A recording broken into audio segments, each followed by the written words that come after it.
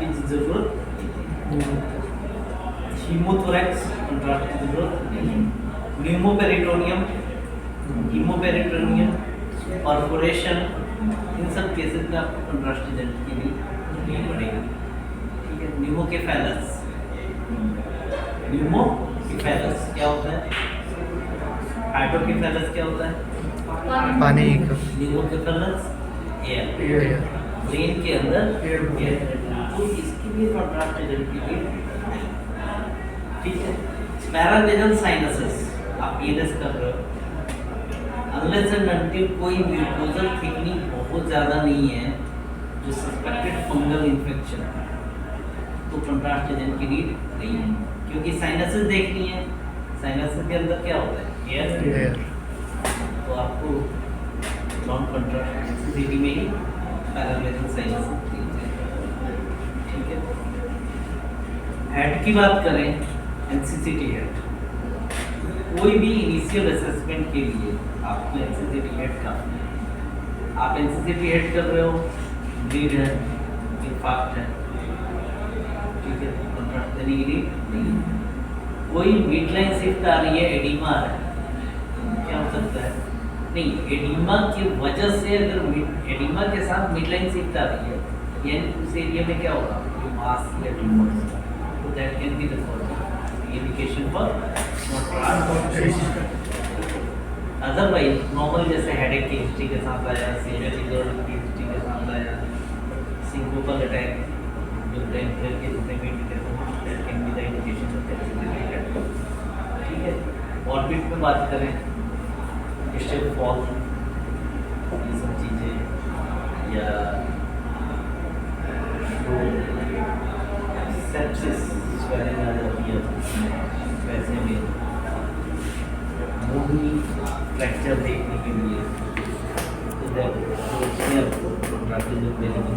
अगर मैं ग्रॉस बात करूँ तो कोई भी बोनी इंजरी देखना हो तो आपको कंट्रास्ट एजेंट के लिए नहीं है।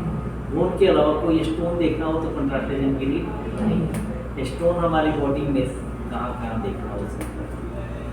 किडनी में, किडनी जो जीबी में स्टोन होता है, वो स्टोन की डेंसिटी इतनी ज़्यादा नहीं होती, ठीक है, उसका एचयू वैल्यू इतना ज़्यादा नहीं होता कि वो बिल्कुल चमकता हुआ दिखेगा, ठीक है। उसका केमिकल कंपोजिशन अलग होता है, ठीक है। तो आपको सीटी में जीबी कैलकुलाई, हाँ, एमआरआई करेंगे तो उसमें क्या होता है? नंबर ऑफ हाइड्रोजन प्रोटॉन कम होते हैं, तो वो आपको कैसा दिखेगा? ब्लैक, ठीक है। तो स्टोन के केस में आप किडनी यूरेटर यानी केयूबी में स्टोन, केयूबी के लिए किडनी यूरेटर इंसेंसिटिव करने के लिए यूरेटर आपको प्रॉपर विजुअलाइज हो। आइडियली अगर हम कंट्रास्ट एजेंट देंगे तो किडनी फिल्टर करके उस कंट्रास्ट एजेंट को यूरेटर से निकालेंगे तो दिखाई दे देगा, यूरेटर देगा या नहीं देगा। आपने कंट्रास्ट दिया, आईवी कंट्रास्ट, किडनी ने फिल्टर करके यूरेटर में डाला, यूरेटर आपको चमकता हुआ दिख जाए तो फिर कैसा है? ब्लैडर फुल का, तो ब्लैडर वैसे केस में क्या होगा? यूरेटर डायलेटेड होंगे, मतलब नॉर्मल से भरा हुआ रहेगा, तो यूरिन अगर भरा हुआ है तो उसकी एचयू वैल्यू कितनी आएगी? 0 और सराउंडिंग टिश्यू की एचयू वैल्यू 0 से 35 चालू, तो यूरेटर आपको क्लियरली विजुअलाइज हो जाए। ब्लड वेसल्स की एचयू वैल्यू 50 to 60 के रेंज में होती है, यूरेटर की एचयू वैल्यू 0 के आसपास होती है, तो यूरेटर टोटली डिफरेंट दिखेगा। कंट्रास्ट एजेंट नहीं भी लोगे तो भी विजुअलाइज और आप उसको ट्रेस कर सकते हो। अब अगर ब्लैडर फुल हुआ, यानी यूरिन का प्रेशर बढ़ाना है। यूरिन का प्रेशर बढ़ाने का मतलब क्या होगा? वाटर इंटेक आपने बढ़ाया, किडनी का फिल्ट्रेशन भी बढ़ाया, ठीक है। स्टोन जाके यूवी जंक्शन में फंसा या लोअर यूरेटर में पड़ा, मिड यूरेटर या अपर यूरेटर कहीं पे भी पड़ा, तो किडनी तो फिल्टर कर रही है, किडनी फिल्टर करके यूरेटर को दे रही है, लेकिन यूरेटर में बीच में ऑब्स्ट्रक्शन है, जितना यूरिन जाना चाहिए उतना यूरिन नहीं जा रहा। फिर क्या होगा, यूरेटर में डायलेटेशन होगी, and dilatation of ureter is known as hydroureter. Hydronephrosis नहीं, हाइड्रोयूरेटर। हाइड्रोनेफ्रोसिस कब बोलेंगे,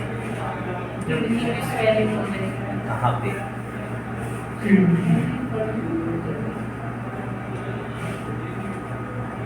नीचे स्टोन फंसा है तो स्वेलिंग कहाँ होगी, calyces, renal calyces, renal pelvis, major calyces, minor calyces, renal pelvis. तो रीनल पेल्विस और मेजर माइनर कैलिसेस में अगर डायलेटेशन हो तो that very dilatation will be known as hydronephrosis. Renal pelvis से नीचे डायलेटेशन हो that is hydroureteronephrosis. Hydroureteronephrosis मतलब दोनों और किडनी। ठीक है, जनरली लोग हाइड्रोनेफ्रोसिस यूरेटर में भी दिख रहा है तो भी हाइड्रोनेफ्रोसिस बोलते हैं, मैंने फ्रीक्वेंटली सुना है, वो गलत। हाइड्रोयूरेटर रीनल पेल्विस से नीचे, यूरेटर में अगर डायलेटेड है तो हाइड्रोयूरेटर। नेफ्रोसिस किडनी में डायलेटेशन कहाँ होगी, रीनल पैरेन्काइमा थोड़ी डायलेटेड हो जाएगा, पेल्विक, वो तो बल्कि किडनी बोलेंगे। अगर रीनल पैरेन्काइमा है तो बल्कि किडनी है, तो वो रीनल पैरेन्काइमा में एब्सेस है, ट्यूमर है, सूजन है, वो कोई अलग रीजन है। ठीक है, इन्फेक्शन है, ठीक है, तो वो रीनल पैरेन्काइमा कॉर्टेक्स वाला मेडुला वाला जो एरिया है उसमें होगा। ठीक है,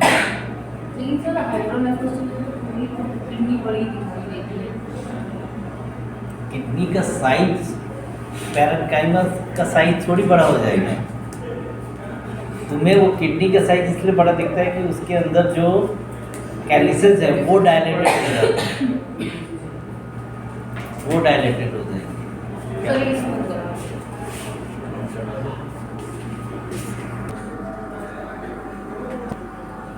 कैलिसेस आपको डायलेटेड मिलेंगी। ठीक है, पहले हाइड्रोनेफ्रोसिस, तो hydronephrosis, hydroureter, renal calculi, renal calculi, ureteric calculus, UV junction calculus और calculus in urinary bladder. Clear है, रीनल कल्कुलाई किडनी के अंदर, यूरेटर के अंदर ureteric calculi, UV junction ureter और वेसाइकल, वेसाइकल मतलब ब्लैडर, यूवी वेसाइको मतलब ब्लैडर। आई थिंक ये हो चुका है ना, जहाँ पे यूरेटर ब्लैडर के अंदर ओपन होता है। नहीं, एनाटॉमी जब पढ़ाया था मैंने तो यूरेटर और ब्लैडर का जंक्शन यूवी जंक्शन, यूरेट्रो वेसाइको जंक्शन। तो अगर यूवी जंक्शन पे कोई स्टोन आ गया तो स्टोन एट यूवी जंक्शन, और वैसे केस में हाइड्रोयूरेटर के चांसेस पूरे हैं। ठीक है, यहाँ पे आपको बता दूँ, ये एक्सपीरियंस वाली चीज़ें हैं, आप फिल्म में जाओगे तो आपको मिलेगा। लोअर यूरेटर अल्ट्रासाउंड में विजुलाइज नहीं होगा। यहाँ पे जो हमारी स्मॉल इंटेस्टाइन और लार्ज इंटेस्टाइन इतनी ज़्यादा ओवरलैप होती हैं, लोअर यूरेटर दिखाई नहीं देता। अच्छे से मिड यूरेटर या अपर यूरेटर में तो पता चल जाएगा, लेकिन अगर लोअर यूरेटर या यूवी जंक्शन पे कोई स्टोन है तो उस पर हम अल्ट्रासाउंड पे कमेंट नहीं कर सकते। तो अल्ट्रासाउंड में दिखेगा क्या, hydroureter, and hydroureter is the indication of suspected UV junction stone, UV junction calculus, ureter vesical junction पे कल्कुलस है, ये सस्पेक्टेड। तो वो एडवाइस क्या करेंगे कि वैसे केस में क्या एडवाइस की जाती है, सिटी के अगर लोअर यूरेटर या इन सबसे बंदी करो तो लोअर यूरेटर में सस्पेक्टेड अगर कोई स्टोन हो, यूवी जंक्शन पे स्टोन हो, तो हाइड्रो यूरेटर मिलेगा, हाइड्रोनेफ्रोसिस मिलेगी। ठीक है, तो वैसे भी हम एडवाइस करते हैं क्या, सिटी के यू एनसीसीटी के यू बी एनसीसीटी के यू बी यानी एनसीसीटी किडनी यूरेटर ब्लैडर में आपको ये तो पता चल सकता है कि हाइड्रो यूरेटर या हाइड्रोनेफ्रोसिस है, डायलिटेशन है, लेकिन आपको फिजियोलॉजी का पता, पैथोलॉजी का पता नहीं चलेगा कि कितनी देर में पास हो रहा है। ये पता चल सकता है क्या? अगर आपने कॉन्ट्रास्ट एजेंट दे दिया पेशेंट को, कॉन्ट्रास्ट एजेंट में क्या होगा? कॉन्ट्रास्ट एजेंट दिया, किडनी ने फिल्टर किया, हाइपरटेंस दिखेगा। अब वो फिल्टर्ड जो यूरिन है जिसमें एडिनेटेड कॉन्ट्रास्ट मीडिया मिक्स है, जो हाइपरटेंस दिख रहा है, वो कितनी देर में किडनी से वॉश आउट हो रहा है। This will thing in knowledge function of कितना किडनी फंक्शन कैसा है। ठीक है, इसको आइडियली इसके लिए हम यूरोग्राफी करते हैं, यूरोग्राफी, बट सीसीटी केयूबी में भी ये पता। ठीक है, तो एनसीसीटी केयूबी में नो डाउट आपको डायलिटेशन ऑफ यूरेटर या रीनल फेलिस ये सब दिख जाएगा, यूवी जंक्शन टेस्ट भी दिख जाएगा, लेकिन फंक्शन का पता नहीं चलेगा। ये भी क्वेश्चन आ सकता है ना कि भाई आखिर किडनी तो फिल्टर कर ही रही है, यूरिन जा ही रहा है, फिर फंक्शन का पता कैसे नहीं चलेगा? बताओ। स्टोन है उसके अंदर, स्टोन है तो रोक रहा है। ठीक है, तो अब ये जो आपका यूरिन है, वो जो आपने पानी पिया, जो भी आपने 1 बोतल पानी पिया, 1 बोतल पानी पिया, यूरिन बना, इस यूरिन को किडनी कितनी देर में फिल्टर करके ब्लैडर में डाल दे रही है, ये कैसे पता चलेगा? कंट्रास्ट एजेंट दे, क्या कंट्रास्ट दे। कॉन्ट्रास्ट, अगर हम कॉन्ट्रास्ट एजेंट नहीं देंगे तो हमें पता चलेगा कि वो जा रहा है कि नहीं जा रहा है, क्योंकि डायलेटेड तो वो रहेगा ही, डायलेटेड तो 24/7 रहेगा। ये थोड़ी है कि पानी पिया तो ही डायलेटेड दिख रहा है, पानी नहीं भी पिएगा तो भी डायलेटेड दिखेगा। ठीक है, थोड़ा पानी पी लिया तो डायलिटेशन बढ़ जाएगी, लेकिन डायलिटेशन तो रहेगा ही रहेगा। कॉन्ट्रास्ट एजेंट दे दिया, तो अब जैसे आपने अभी कॉन्ट्रास्ट एजेंट दिया, तो आइडियली ब्लैडर से हमारा कॉन्ट्रास्ट एजेंट, किडनी से contrast agent pass out easily हो जाना चाहिए और नॉर्मल यूरेटर दिखाई देना चाहिए, पास आउट होता है। ठीक है, 10 से 15 मिनट 20 मिनट में हमारी किडनी से यूरिन पास आउट में पूरा पास आउट हो जाएगा। लेकिन अगर 10 मिनट 15 मिनट 20 मिनट तक भी यूरेटर और कैल्शियम डायलेटेड ही है, यानी हमारा किडनी फंक्शन काम नहीं। करते। ठीक है, कंसेंट फॉर्म के रिगार्डिंग हमने कल डिस्कस किया था कि सीटी में कंसेंट फॉर्म कहाँ है। ठीक है, अगर आप एनसीसीटी कर रहे हैं तो आपको सिंगल कंसेंट फॉर्म चाहिए होता है, वो है pregnancy consent form, age bearing 18 से 82। कुछ जगह पे 42 भी लोगों ने मेंशन कराया है। ठीक है, बट आइडियली 18 to 40। ठीक है, यहाँ तक हम LMP मेंशन करेंगे। ठीक है, LMP अगर 10 दिन के अंदर का है,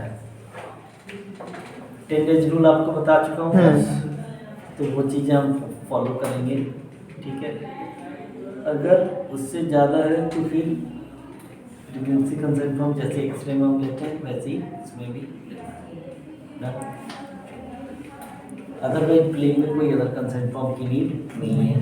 बाकी ड्रेस चेंज करवाना है तो डिस्कस कर लिया था, पाउच पे रोल रहता है, बेडशीट रहती है, वो चेंज करवाना है, ये खुद से चेंज करना है तो खुद से चेंज करो। ठीक है, ये काम करने के बाद आप स्कैनिंग शुरू करेंगे। स्कैनिंग में आपको सेंटरिंग में बता चुके हैं, सिटी में सेंटरिंग बताया, डिस्कस किया था। इसमें क्या होता है, आधा ऊपर और आधा नीचे। जैसे 22 का है तो 11 ऊपर और 11 नीचे, 10 का है तो 5 ऊपर 5 नीचे। ठीक है, फिर मैंने ग्रॉसली आपको बता दिए थे, नोट्स बनाए हैं आपने रीजन वाला बना लिया। कल मैं चेक करूँगा, अगर नहीं होगा तो फिर मेरी फोन, बट बेटर है कि आप बना लें। कहाँ से कहाँ तक? किसमें? ब्रेन में। तो आपने राइट डाउन करना है। ठीक है, कल का नोट्स पढ़ोगे तो मैंने सबका बताया था ना वर्बली। Yes sir. ठीक है, आई थिंक हमने एनसीसीटी कवर कर लिया था बहुत हद तक। अब कॉन्ट्रास्ट एजेंट की तरफ हम आते हैं। एनसीसीटी में रप्चर्ड अपेंडिक्स की हमने कल डिस्कस किया था। कॉन्ट्रास्ट एजेंट की अगर हम बात करें तो आइडेंटिटी कंट्रास्ट मीडिया आपको पढ़ाया, इसमें हमने देखा कि आइसोस्मोलर अगर कॉन्ट्रास्ट एजेंट है तो हमारा ब्लड प्लाज्मा से मैच करेगा और इससे एडवर्स रिएक्शन के चांसेस कम। ठीक है, लेकिन अगर लो ऑस्मोलर भी है तो भी हमारे ब्लड प्लाज्मा से ऑस्मोलर की हाई है और हाई ऑस्मोलर है तो हाई है। ऐसे केस में एडवर्स रिएक्शन के चांसेस बहुत ज़्यादा है। ठीक है, तो जो भी सीसीटी है उसमें हम IV contrast administration, intravenous contrast जो हम एडमिनिस्टर कर रहे हैं, दे रहे हैं, उसके रिगार्डिंग पेशेंट से या पेशेंट के अटेंडेंट से हम कंसल्ट लेते हैं। बोलना ये होता है कि भाई जैसे किसी भी मेडिसिन से, जो मैं अपनी आइडियली बात बता रहा हूँ, आपको कंसल्ट करना है। जैसे किसी भी मेडिसिन से किसी को भी रिएक्शन हो सकती है, नॉन पीसीएम से भी रिएक्शन हो सकता है, पेन किलर से भी, एंटीबायोटिक से भी। आप रेगुलर ले रहे हो, किस दिन वो रिएक्शन कर जाए, वैसे ही इसमें भी चांसेस होते हैं। ठीक है, 5 से 7% के चांसेस इसमें भी होते हैं। कोई ज़रूरी नहीं है कि इसमें एडवर्स रिएक्शन होगा ही नहीं। ठीक है, और होता भी है, आए दिन एडवर्स रिएक्शन होता है। ठीक है, होता क्या है, आइडेंटिटी कंट्रास्ट में लो ऑस्मोलर कंट्रास्ट मीडिया है जो कि ब्लड प्लाज्मा से ऑस्मोलरिटी है, ये तो जाहिर सी बात है पानी को खींचेगा, इंटरनल बॉडी में पूरे चेंजेस आएंगे। जब चेंजेस आएंगे तो हार्मोनल चेंजेस भी आएंगे, इंजाइमेटिक चेंजेस भी आएंगे, बहुत सारे केमिकल चेंजेस आएंगे।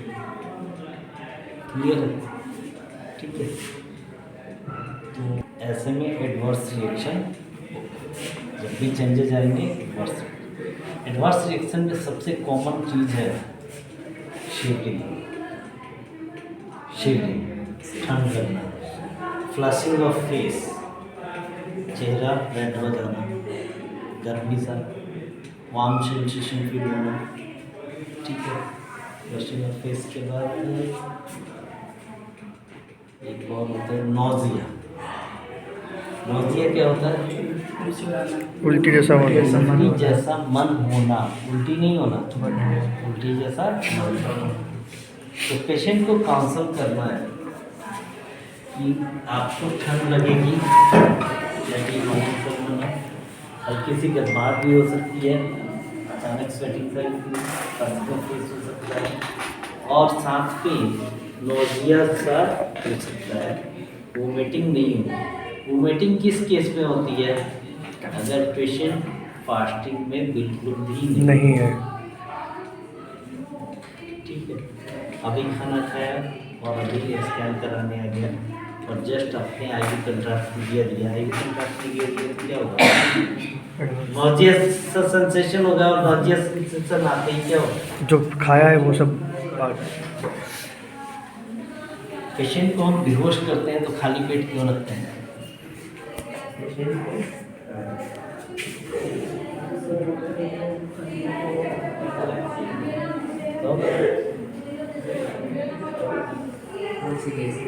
तो एडवर्स रिएक्शन के चांसेस होते हैं, तो हम इसका आईवी एडमिनिस्ट्रेशन के रिगार्डिंग, एडवर्स रिएक्शन के रिगार्डिंग कंसेंट लेते हैं। पेशेंट को हम बताते हैं कि जैसे किसी भी मेडिसिन से एलर्जिक रिएक्शन के चांसेस है उससे सेफ है।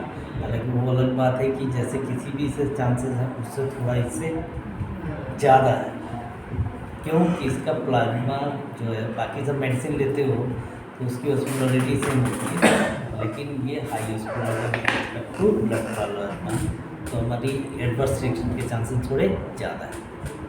ठीक है, बट पेशेंट को काउंसल करना है, डराना नहीं है उसको, इसमें बताना है कि मतलब 99.9% तो सेफ ही है, हार्डली 1%, 100 में भी नहीं। मतलब आप महीने के 1000 केसेस हमारे यहाँ होते हैं, 1 महीने 2 महीने में किसी में एडवर्स रिएक्शन, 2 महीने 3 महीने, यानी 1000 में एक आध पेशेंट, ये लिटरली कुछ भी नहीं।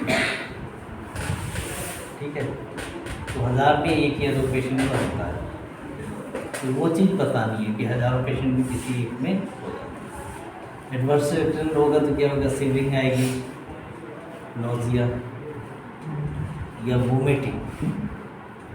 ठीक है, तो नोजिया और वोमिटिंग को रोकने के लिए हम क्या करते हैं, फास्टिंग करते हैं। ठीक है, फास्टिंग का मतलब क्या है कि आप लिक्विड ले सकते हैं, सॉलिड सब्सटेंस नहीं ले सकते। यहीं पे मैं डिस्कस कर देना चाह रहा था, जो आपको क्वेश्चन पूछ के गया था मैं, कि जब हम सेडेट करते हैं तो हम फास्टिंग रखते हैं या इनप्योर रखते हैं।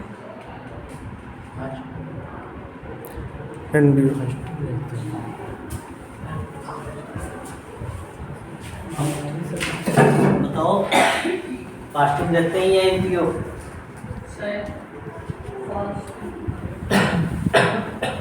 हाँ जी जारू, सर फास्टिंग और एनपीओ में डिफरेंस क्या बताया मैंने? फास्टिंग में 4 घंटे के अंदर पानी पी सकते हैं, फास्टिंग में वाटर अलाउ है, एनपीओ में कुछ भी नहीं। NPO में कुछ नहीं। अगर आप सीटी स्कैन कर रहे हैं तो सॉलिड सब्सटेंस नहीं है, वाटर है, तो कोई दिक्कत नहीं, नोजिया या वोमिटिंग के चांसेस है। अगर सॉलिड है तो वोमिटिंग के चांसेस ज़्यादा है, लिक्विड से ऐसा ज़्यादा वोमिटिंग के चांसेस नहीं है, तो लिक्विड ही देना। लेकिन सेडेशन के केस में क्या होगा, अच्छा जनरली आप जैसे ही पेशेंट को वोमिट आएगा तो क्या करेगा, उठ के बैठ जाता है, ये गर्दन एक साइड कर देता है, ये वो करता नहीं है, उसका इम्यून सिस्टम खुद ही करवाता है। बात समझ में आ रही? पेशेंट जैसे ही वोमिटिंग आती है वो क्या करता है, उठ के बैठता है और गर्दन साइड करता है। लेकिन अगर सेडेटेड तो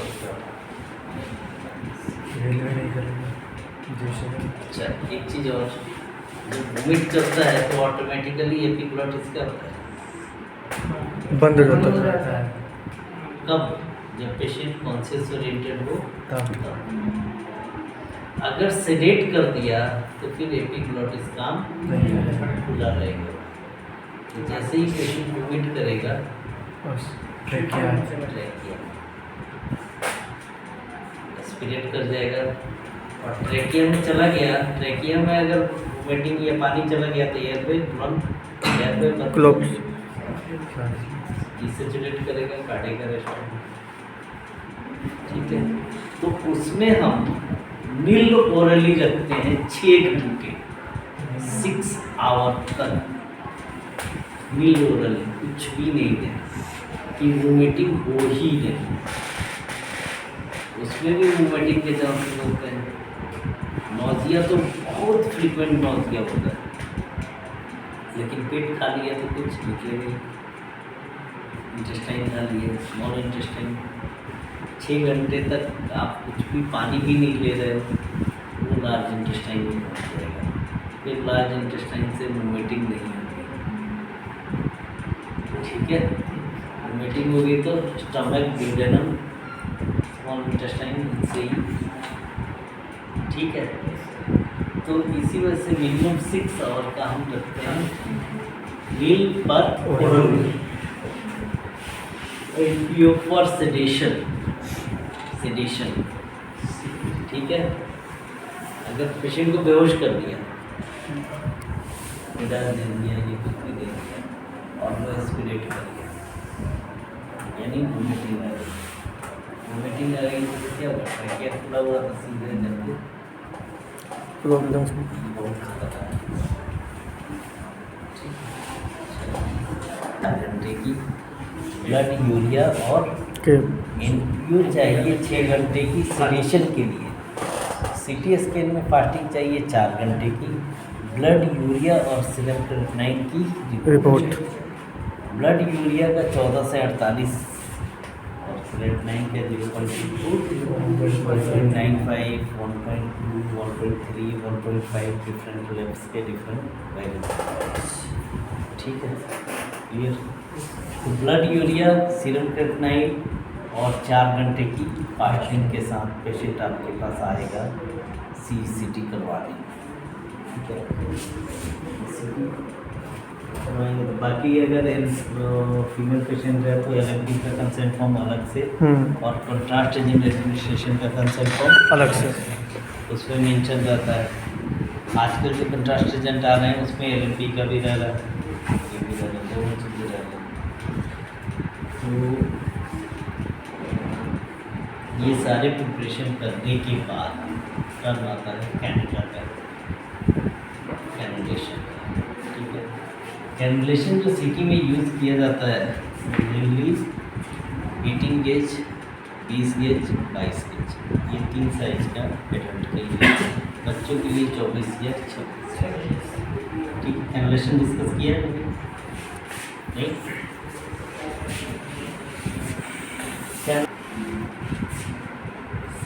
वैसे देखिए आप साइज इसका नहीं बता सकते। जब रैपर से एक बार बाहर निकल गया तो अगर कलर कोड नहीं है तो रैपर पे लिखा रहता है, रैपर पर फाड़ के फेंक देते हैं। ठीक, कैसे पता चलेगा?